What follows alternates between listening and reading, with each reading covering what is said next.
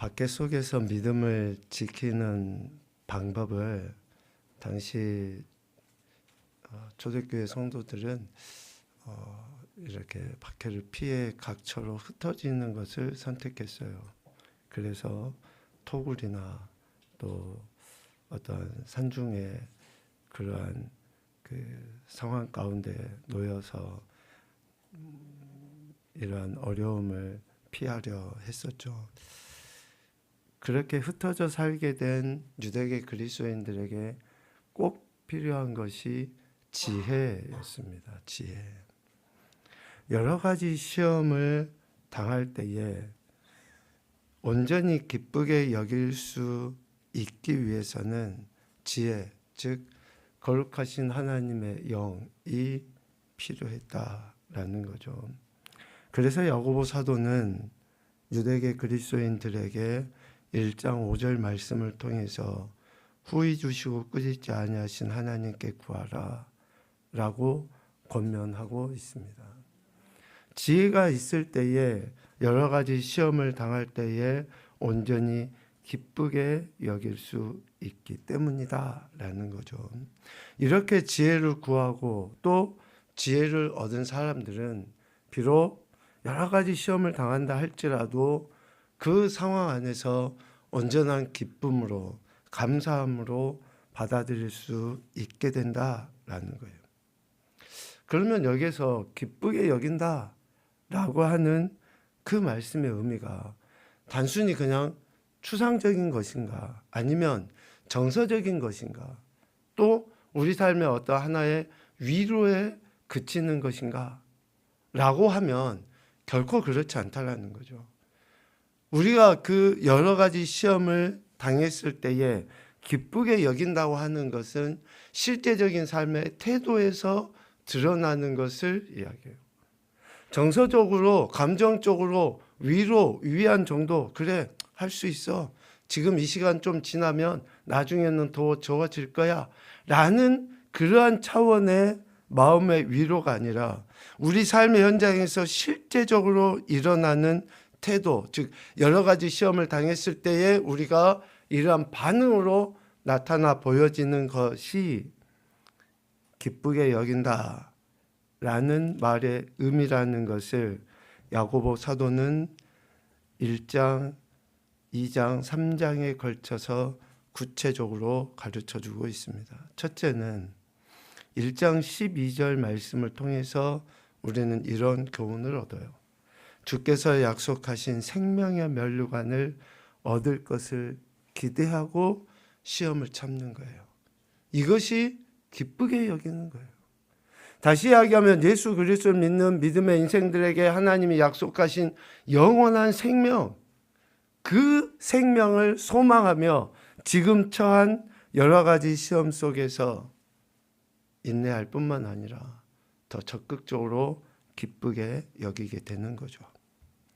또 하나는 하나님의 의를 이루기 위해서 1장 20절 말씀에 성내지 아니한다라고 이야기해요. 성낸다라고 하는 말의 의미가 뭡니까? 자신의 감정, 자신의 이기적인 생각, 이것이 하나님의 의보다 앞선 것이 성내는 것 아닙니까? 우리가 여러 가지 시험을 당했을 때 온전히 기쁘게 여긴다라고 하는 것은 결국 하나님의 의를 이루기 위해서 내 자신을 낮추는 거예요. 내 자신을 죽이는 거예요. 나의 감정이나 나의 상황, 생각보다도 하나님의 의를 더 높여드리는 것이 기쁘게 여기는 것이다 라는 것을 이야기해요. 그리고 세 번째로는 2장 1절 말씀을 통해서 이야기합니다. 우리가 기쁘게 여긴다라고 하는 것은 결국 예수 그리스도에 대한 믿음으로 사람을 차별하여 대하지 않는 거예요. 가난한 자도 있을 수 있어요. 부한 자도 있을 수 있고 또 많이 배운 사람, 적게 배운 사람 아니면 여러 가지 상황과 행태가 다 다른 사람들이 한 자리에 모여서 하나님 앞에 예배하는 공동체, 교회를 구성할 수 있습니다. 그러할 때에 예수 그리스도에 대한 믿음을 가진 사람들은 어때요? 서로 차별하지 않아요. 저가 가난하다고 해서, 못 배웠다고 해서, 약하다고 해서 차별하지 않습니다. 왜? 하나님이 나를 차별하지 아니하셨기 때문에 우리가 이 자리에 있는 거거든요. 하나님이 나 같은 인생을 차별하지 아니하시고 하나님의 사랑으로 나를 이끌어 주셨기 때문에 우리 역시 예수 그리스도에 대한 믿음으로 말미암아 그 누구도 차별해서는 안 된다. 이것이 기쁘게 여기는 거예요. 기쁘게 여기는 것은 감정의 문제가 아니라고 이야기했습니다. 실제적인 태도예요. 그리고 2장 22절 말씀을 통해서는 이렇게 권면해요.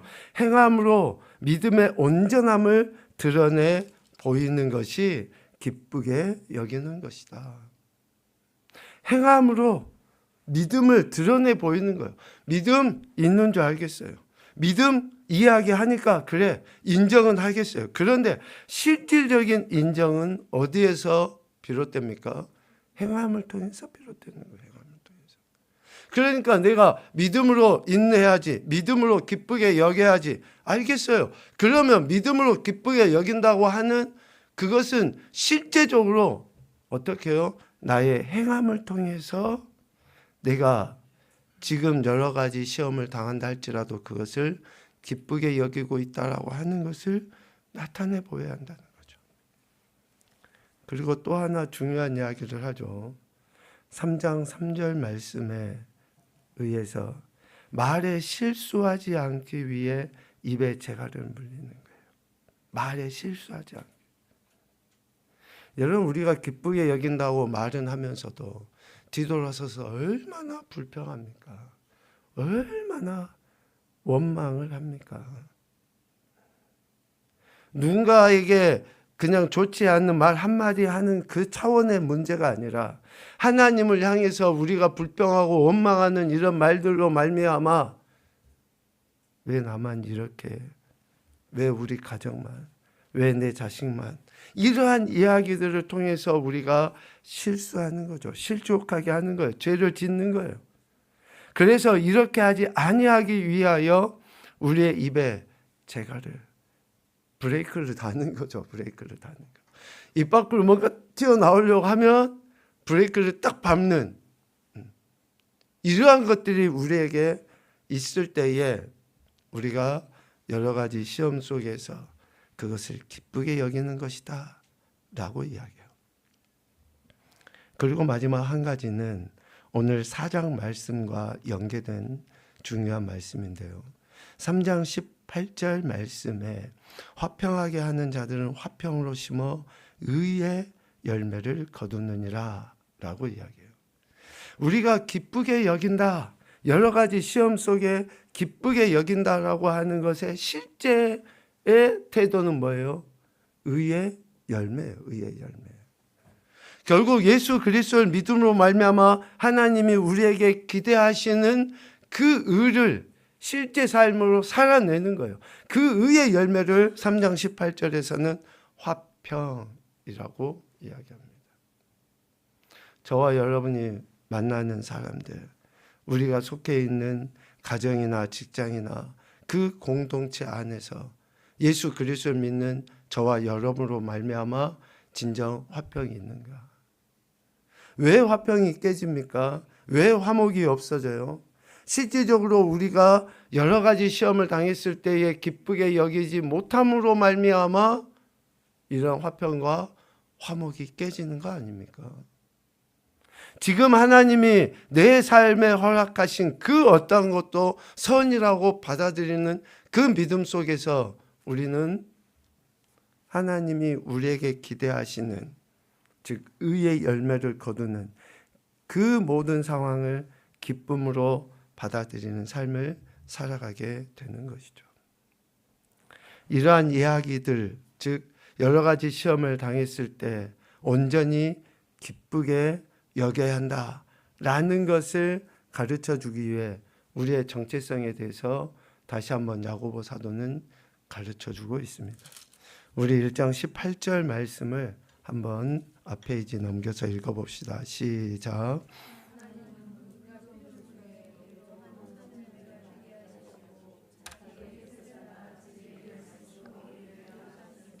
아멘. 하나님께서는 자기의 뜻을 따라 진리의 말씀으로 우리를 낳으셨다. 즉 우리는 하나님의 피조물 중에 첫째라는 거예요. 다시 이야기하면 하나님께서 자신의 뜻하신 바를 이 마지막 때에 또 온 피조 세계에 드러내 보이시기 위하여 저와 여러분을 창조하시고 이 땅에 있게 하셨다라는 것을 이야기합니다.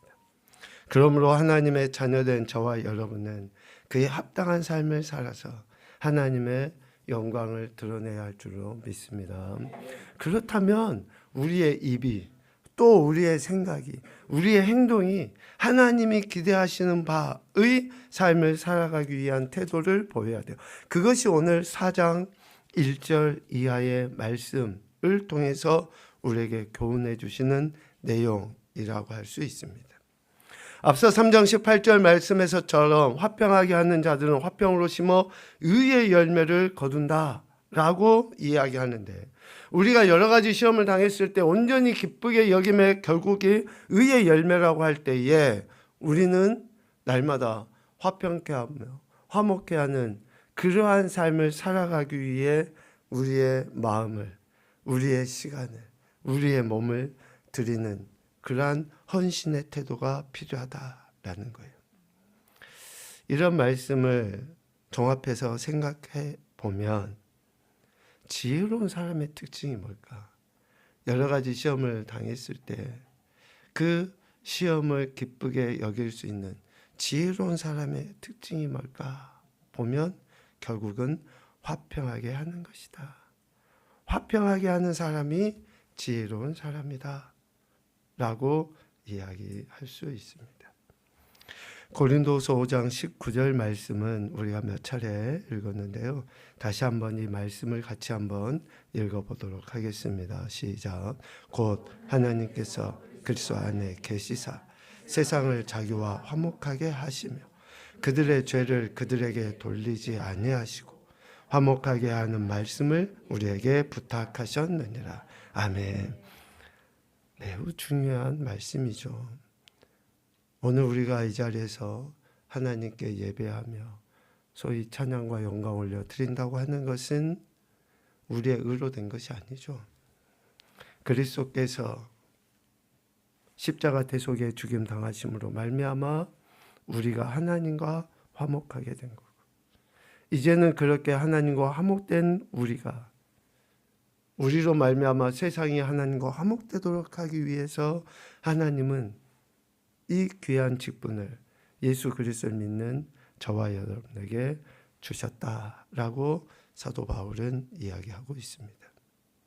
그래서 진정 지혜로운 자는 이러한 화평과 화목을 위해 자기 자신을 드리는 자가 지혜로운 자다라고 이야기하는데, 오늘 4장 1절 말씀에 보니까 왜 화평하지 못하는가? 왜 싸움이 일어나고 다툼이 일어나는가? 왜 여러 가지 시험을 당했을 때에 기쁘게 여김으로 의의 열매를 거두지 못하는가? 오늘 4장 1절에 보니까 다툼, 싸움은 어디로부터 나온다고 이야기합니까? 정욕으로부터 나온다라고요. 정욕. 이 정욕을 뜻하는 헬라어 헤도논이라는 단어는 쾌락을 이야기해요. 쾌락. 그냥 단순히 욕구 정도의 문제가 아니라 쾌락 그 자체를 삶의 목적으로 삼고 살아가는 것을 헤도논이라고 하는 정욕의 단어의 의미입니다. 그러니까 자신의 그 정욕적인 욕구, 쾌락을 위해서 살아가다 보니 다툼이 일어나고 싸움이 일어나고 화평과 화목과 평안이 깨지는 그러한 상태에 이르게 된다라고 이야기하고 있습니다.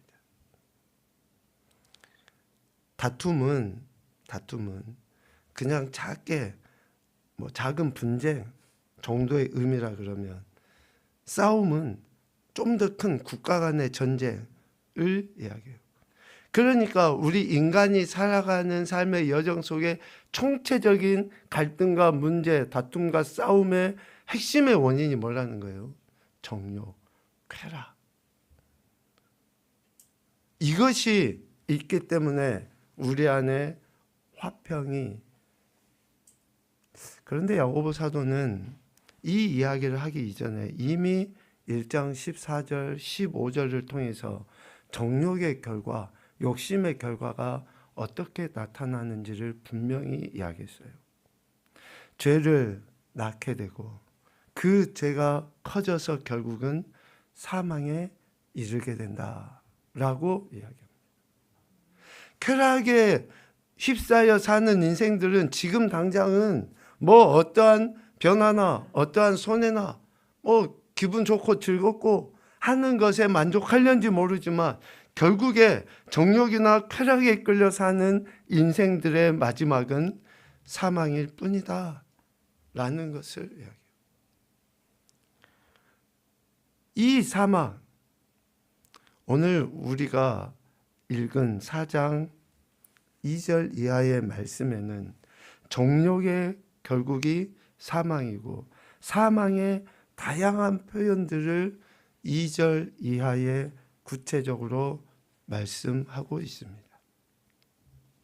사망이라고 하니까 그냥 단순히 우리의 생명이 끊어지는 사망의 문제가 아니라 여러 관계 안에서 이러한 사망이 구체적으로 우리 삶에 악영향으로 끼쳐지게 되는 것에 대해서 표현을 해요. 먼저는 2절 전반부의 말씀을 통해서 정욕의 결과, 쾌락의 결과가 사망이라고 할 때 그 사망은 살인으로 드러나게 됨을 이야기해요. 욕심을 내어도 얻지 못하기 때문에 살인하게 된다. 사망에 이르게 된다. 라고 이야기해요. 얻고자 하는 욕망이 강한 자가 얻지 못했을 때는 살인이 일어난다는 거예요. 살인이. 그만큼 자신의 이기적인 욕망의 충족을 위해서 다른 사람은 물론 자신까지 미워하는, 그러니 화평이 있을 수가 없는 거죠. 두 번째는 2절 하반부의 이야기예요. 시기하여도 능히 취하지 못하기 때문에 다투고 싸우게 돼요. 다투고 싸운다고 하는 사망이 왜 일어납니까? 시기하여도 능히 취하지 못하기 때문에 그래요. 어떤 사람은 시기, 질투, 원망을 통해서 무엇인가 쟁취하려고 하는데 결국 그것은 같이 죽는 거예요. 같이 죽는 거예요. 같이 무너지는 거예요. 사망에 이르게 될 뿐이다 라는 것을 이야기하고 있습니다. 그러니 화평이라고 하는 것이 있을 수 없는 거죠. 또 3절에 이야기합니다. 정욕으로 쓰려고 잘못 구하기에 구하여도 받지 못하는 사망. 우리가 구하는데 받지 못하는 것은 물론 하나님께서 즉각적으로 응답하실 수도 있고 아니면 기다려라 하실 수도 있고 아니면 안 된다 하실 수도 있어요. 우리의 기도의 응답에 그렇게 있을 수 있어요. 그런데 정욕으로 쓰려고 잘못 구하는 것은 결국 받지 못하는 사망에 이르게 된다는 것을 이야기하고 있습니다. 그러니 구해도 받지 못할 때, 얻지 못할 때 그 마음이 평안하고 화평할 수 있겠습니까? 더더욱 시기하게 되겠죠. 그러니까 우리가 정욕으로 쓰려고 구하는지 아닌지를 먼저 살펴보는 것이 필요한 거예요. 기도는 해요. 그런데 정욕으로 잘못 구하고 있으면 계속 그 기도하면 할수록 우리는 어디를 향해서 가는 거예요? 사망을 향해서 가는 거예요. 사망을 향해서. 그리고 네 번째 4절 말씀을 통해서 이야기합니다. 세상과 벗됨으로 인해 하나님과 원수, 즉 사망에 이르게 된다라고 이야기. 세상과 하나님을 대조해서 이야기하잖아요. 벗과 원수를 대조해서 이야기하고 있어요. 세상은 하나님을 대적하는 악한 영역 아닙니까? 그래서 사람이 세상과 벗된다고 하면은 당연히 하나님과 원수, 대적의 관계에 있다는 것을 이야기해요. 세상과 벗됐다라고 하는 말의 의미가 뭡니까? 세상 풍조를 따라가고 쾌락과 정욕에 사로잡혔다는 것 아니에요.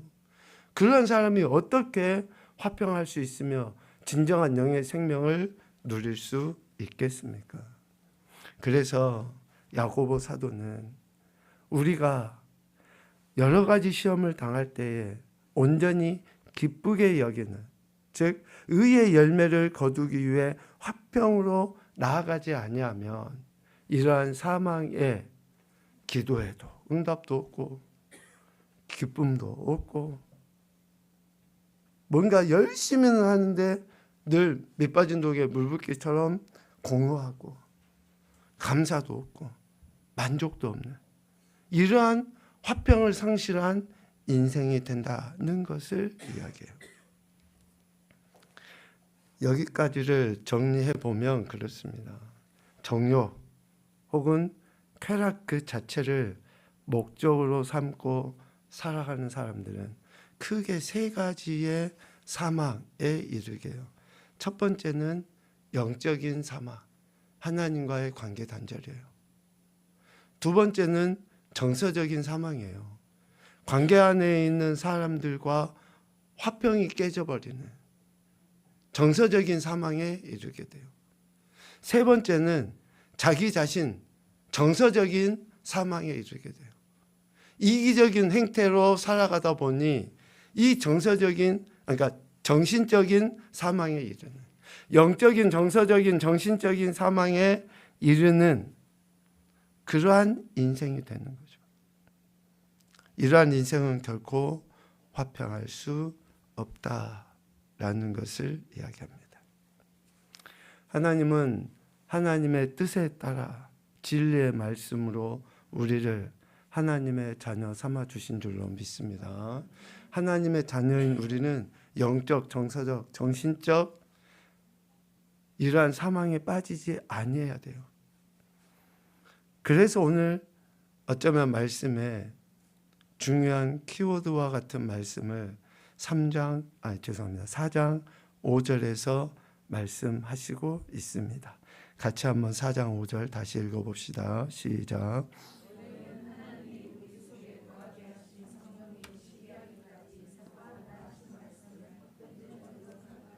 아멘. 이 말씀의 의미가 뭡니까?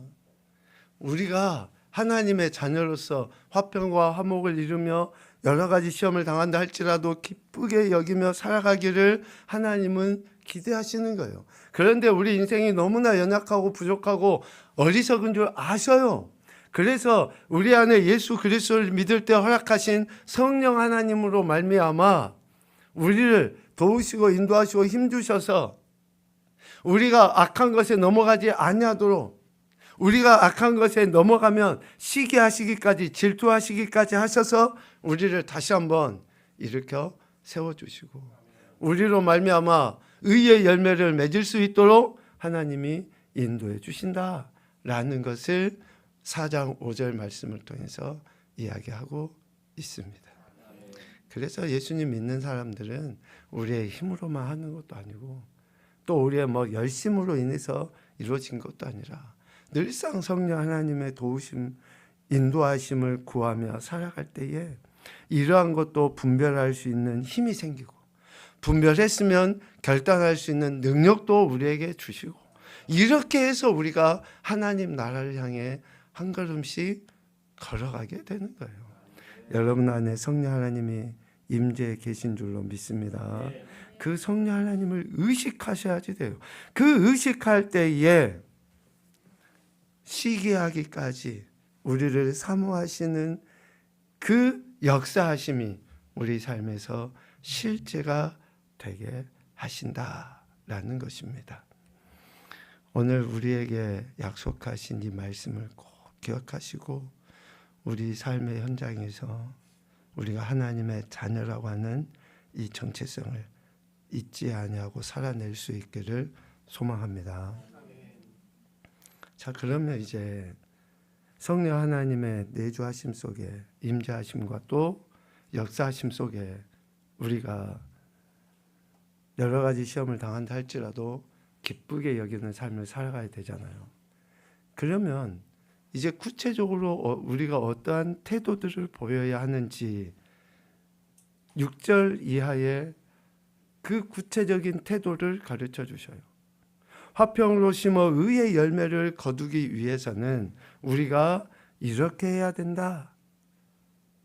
특별히 크게 보면 7절에 하나님께 복종해야 된다라고 이야기하는데, 하나님께 복종한다라고 하는 그 말의 의미를 6절 말씀에서 우리는 찾아볼 수 있어요. 겸손한 자예요. 겸손한 자. 하나님은 교만한 자를 물리치시고 겸손한 자에게 은혜를 주신다라고 이야기했잖아요. 이 은혜가 어떤 은혜입니까? 산을 들어서 바다에 옮길 수 있는 능력, 이런 은혜겠습니까? 오늘 이야기하는 이 은혜는 우리가 하나님의 자녀로서 화평과 화목을 위해 힘있게 살아낼 수 있는 그 능력이 은혜 아니겠습니까? 이런 은혜를 겸손한 자에게 주신다는 거예요. 그 겸손한 자가 누구냐? 즉 화평의 직분을 감당하는 겸손한 자가 누구냐? 7절 하나님께 복종하여 마귀를 대적하는 자가 겸손한 자예요. 겸손한 자는 하나님께 복종해서 하나님을 대적하게 하는 그것과 싸워 이기는 자가 겸손한 자다라고 이야기합니다. 그래서 우리는 적극적으로 하나님께서 싫어하시는 것, 하나님을 대적하는 세력, 이런 것을 거부하는 태도를 보여야 돼요. 하나님이 싫어하시는 것을 우리가 행하면서, 하나님이 바라지 아니하는 것을 행하면서 내가 하나님을 사랑한다, 하나님 앞에 내가 겸손하다 라고 이야기한들 그게 무슨 능력, 힘을 발휘할 수 있겠습니까? 그래서 첫째는 하나님께 복종하여 마귀를 대적하는 자가 겸손한 사람이고, 두 번째는 8절 전반부에 이야기합니다. 하나님을 가까이하여, 하나님께서 가까이 하시는 그 사람이 겸손한 사람이다 라는 거예요. 여러분, 하나님을 가까이 하셔야지 됩니다. 하나님을 가까이 한다는 게 뭔가 여러분 고민 많이 하셔야지 돼요. 하나님 많이 생각하셔야죠. 일주일 내내 하나님 생각하지 않고 살아가는 거, 하나님을 많이 생각한다고 하는 것은 또 뭡니까? 가까이 한다고 하는 건 뭐예요? 말씀을 늘 읽고 또 생각도 해보고 기도도 하고 여러 가지 이런 행태들이 있을 때 우리가 하나님을 가까이 한다고 하는 거 아닙니까? 하나님을 가까이 한다고 하는 것이 그냥 아내는 남편하고 딱 달라붙어 있는 것처럼 눈에 보이는 게 아니잖아요. 그래서 우리가 그렇게 하나님을 가까이 하면 할수록 하나님이 우리를 가까이 해주셔서, 하나님이 우리를 가까이 해주신다라고 할 때 우리 안에 평강이 있는 거 아니에요? 평안이 있는 거 아닙니까? 그런 은혜를 우리가 누리는 거죠. 그리고 세 번째로는 8절 하반부에 이야기합니다. 손을 깨끗이 하여 마음을 성결하게 하는 사람이 겸손한 사람이다. 성결은 위로부터 난 지혜의 첫째 아닙니까? 3장 17절에서 이야기한 것처럼 거룩, 성결. 그러니까 우리가 겸손하다고 할 때 그것은 하나님이 기대하시는 그 성결함을 삶에서 드러내 보이는 거예요. 그것이 겸손합니다. 겸손한 자다라고 이야기를 하는 것이죠. 그리고 9절에 이렇게 이야기합니다. 슬퍼하며 애통하여 우는 사람이 겸손한 사람이다. 진짜 눈물이 언제 나는가 가만히 생각해 보면 우리가 하나님 앞에 겸손할 때 눈물이 나더라고요. 애통하고 참 내가 죄인이지, 내가 지난 한 주간 또 내 삶의 상황 속에서 이렇게 내가 하나님을 아프게 했었지 라고 하는 그러한 그 죄에 대한 애통함이 있을 때에 진짜 눈물이 나요. 그러한 자들이 겸손한 자예요. 겸손한 자. 신세 한탄이 아니에요. 왜 내가 이러지? 신세 한탄의 눈물이 아니라 내가 하나님 말씀대로 살지 못한 것에 대한 그 애통함, 그러한 모습을 보이는 자가 겸손한 자다라는 것을 이야기하는 거죠. 그리고 마지막 10절에 이야기합니다. 겸손한 자는 주님 앞에서 자기 자신을 진짜 낮추는 자예요. 자기를 비우는 자예요. 자기에게 주어진 십자가를 지고 따라가는 자예요. 자기를 낮춘다고 하는 것은 자기의 생각을 다 내려놓는 거예요. 운동선수들에게 가장 요구되는 게 뭔지 여러분 아시잖아요. 힘을 빼는 거예요. 힘을 빼는 거. 뭐든지 힘을 빼야지만이 기본기가 제대로 잡히고 그래야지만이 그 결과물이 드러나요. 낮추는 거예요. 내 생각을 버리고 내 힘을 다 빼고 5절에서 성령 하나님이 나를 그렇게 이끄시도록 내 자신을 내어드리는 것이 겸손한 것이지.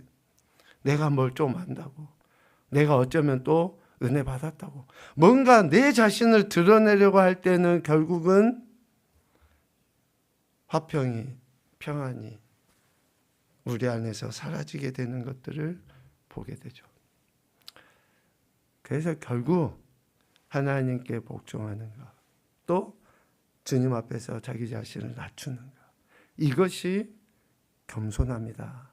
겸손한 자다라고 이야기를 하는 겁니다. 이렇게 겸손한 자들이 가는 곳곳마다 진정한 화목과 화평이 일어나고 또 그러한 공동체들이 더욱더 부흥하고 성장해가는 그러한 모습들을 보게 되는 거죠. 이렇게 하나님께 복종하고 자기 자신을 낮춘 인물이 누군가 생각해 보면 하나님이신 예수 그리스도 그분이 아니신가 다시 한번 생각하게 되는 거죠. 그래서 오늘 저와 여러분은 예수 그리스도의 존재와 사역을 믿음으로 말미암아 우리가 이제는 하나님의 자녀로서 또 하나님의 백성으로서 우리 각자에게 주신 이 사명, 즉 화평케 하고 화목케 하는 직책과 직분을 감당하는 것으로 인해서 지금 우리가 처한 그 어떤 상황에서도 기쁨으로 여기고 감사함으로 여겨서 하나님의 영광을 드러내는 삶을 살아야 한다라는 것입니다.